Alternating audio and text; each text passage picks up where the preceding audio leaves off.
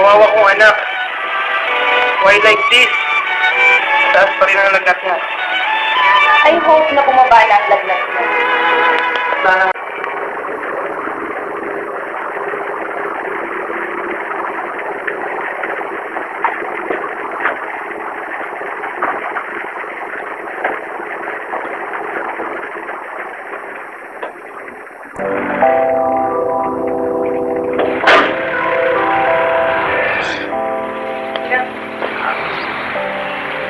Thank God! Bumaba na ang lagnat niya.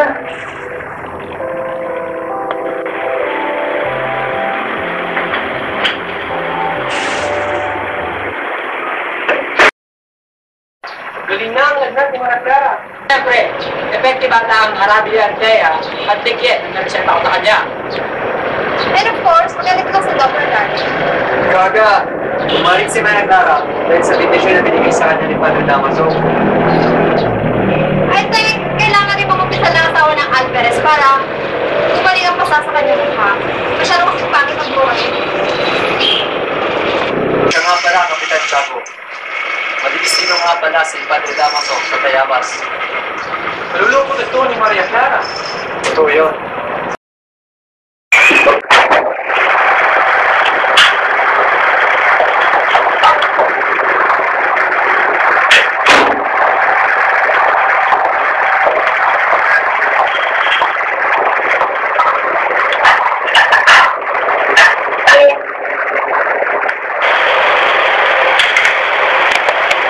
Makakatagawin kayo para tumalit na lalo.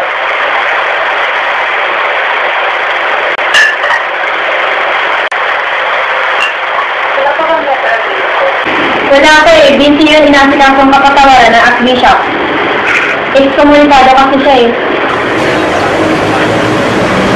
Siguro mas makabubuti kung maumpisan si Maria Clara at mangumunyon para mas lalong bumuti ang kanyang kalagayan. Sige, magpasama ka na lang, Isabel. Mayawan mo na kita.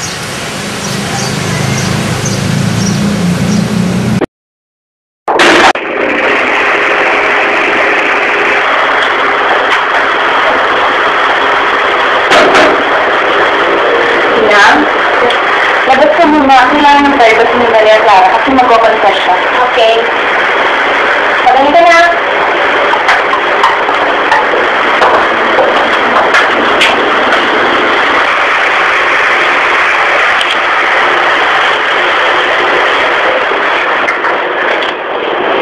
Maganda kung bakit tayo, Maria Clara.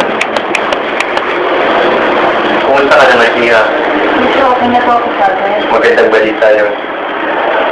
Magsisimula na ang ating confession.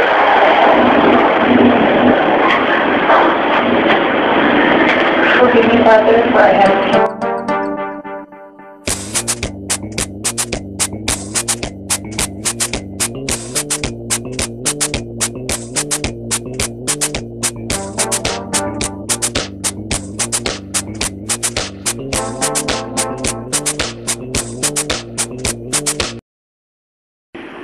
Gaano kayo katagal ang confession?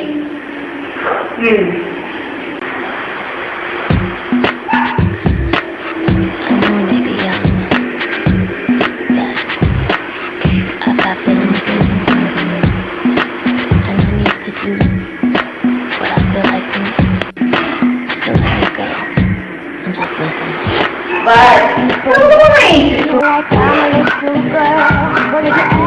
Can't be okay for me to let them see what I like.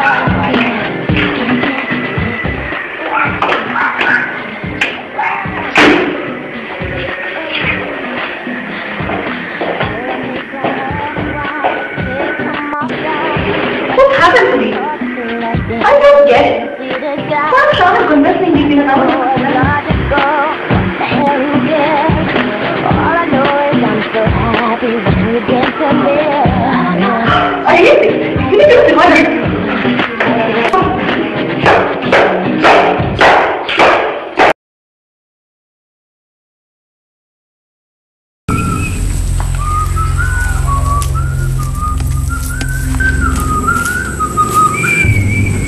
Sino ka? Anong ginagawa mo rito? Ako si Elias. Nasaan si Tandang Pablo? Ang kapitan? Oo. Halika, sumama ka sa akin.